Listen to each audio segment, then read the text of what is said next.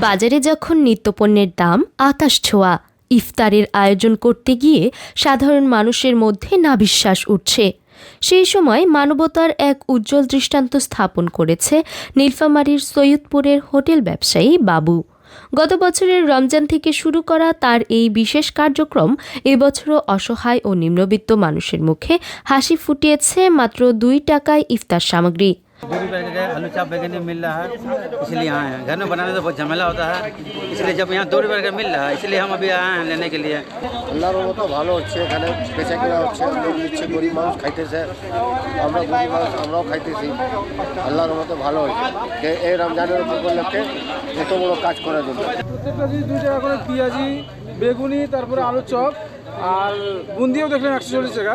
তো আলহামদুলিল্লাহ খুব ভালো লাগলো যে পুরো বাংলাদেশে দেখা যায় যে ব্যতিক্রম রমজান আসলে দাম বাড়ায় দেয়।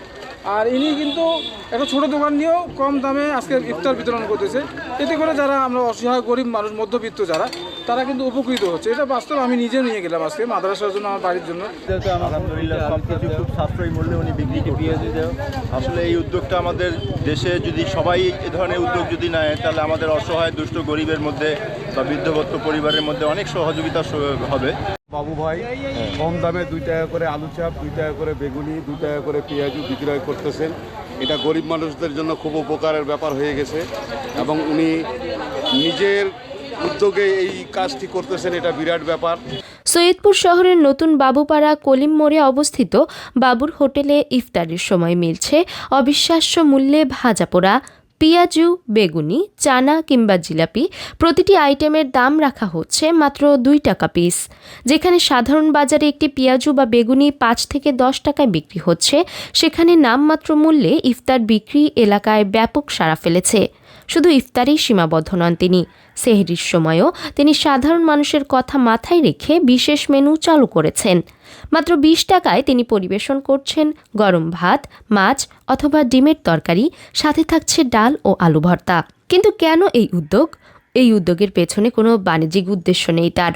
পবিত্র মাহে রমজানে যেন কোনো মানুষ অর্থের অভাবে অভুক্ত না থাকে এবং ইফতারের স্বাদ থেকে বঞ্চিত না হয়, সেই তাগিদ থেকেই তিনি এই কার্যক্রম পরিচালনা করছেন।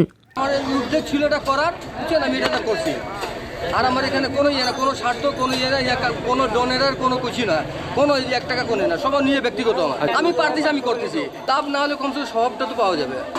গত বছর এই উদ্যোগ নিয়ে তিনি ব্যাপক প্রশংসা কুড়িয়েছিলেন, যা তাকে এবছর আরও বড় পরিসরে কাজ করতে উৎসাহিত করেছে।